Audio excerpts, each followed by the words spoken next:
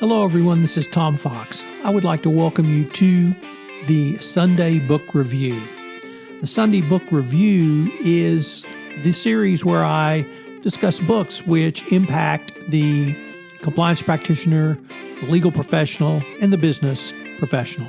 I hope you will enjoy this episode. The Sunday Book Review for December 27, 2020, the Biography edition. First up, The Life and Times of Graham Greene by Richard Greene. A number of deplorable, prolix, and ill-judged books about Graham Greene.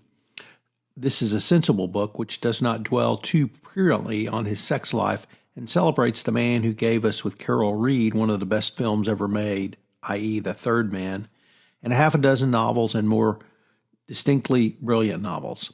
The author, no relation to Graham Greene himself, never sits in judgment. He conveys the preposterous of views Greene had and the seediness of his emotional life while giving just weight to his sheer brilliance as a writer. Generally good on the British literary scene during Greene's lifetime.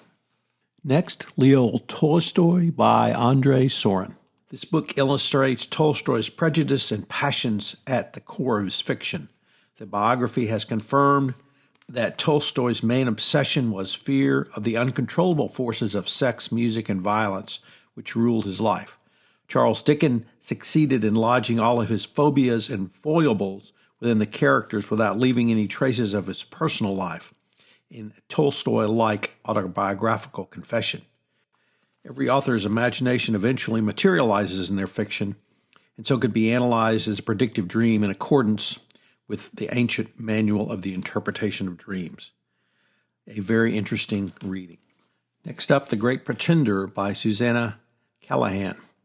The Great Pretender is an expose of one of the greatest scientific frauds of the 20th century. David Rosenham's paper on being sane in insane places was published in the august pages of Science in January 1973. It purported to show that the psychiatrists were completely unable to detect sham patients, readily misdiagnosing them as schizophrenic. It received enormous publicity and greatly damaged psychiatry's legacy. It also served as a catalyst for a complete revolution in the way psychiatrists diagnose mental illness and hastened the demise of psychoanalysis in the United States. Now, nearly 50 years after the event, New York investigative journalists spent 3 years sorting through Rosenham's papers trying to track down the pseudo-patients he claimed to have employed, and most seemed to have been figments of his imagination, and reconstructing what actually happened.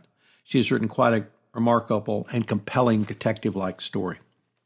And our final book is The Epic Life of Toussaint Louverture by Suter Hazereesignh. Sorry I butchered that name. It's a brilliant scholarly biography of the former slave and revolutionary who led the Caribbean colony of Saint Domingue, modern-day Haiti, to freedom after being arrested by Napoleon's invading army and deported to France, where he died in prison.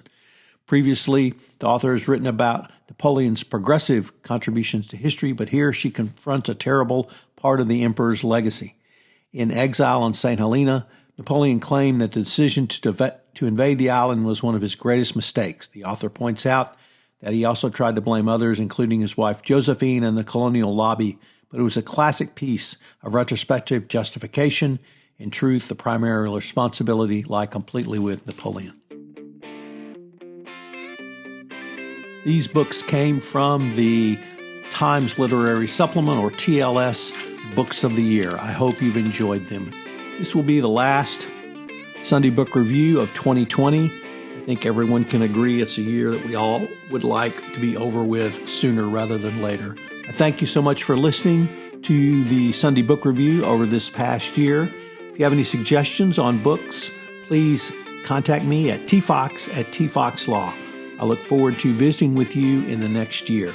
The Sunday Book Review is a part of the Compliance Podcast Network and a proud member of C-Suite Radio.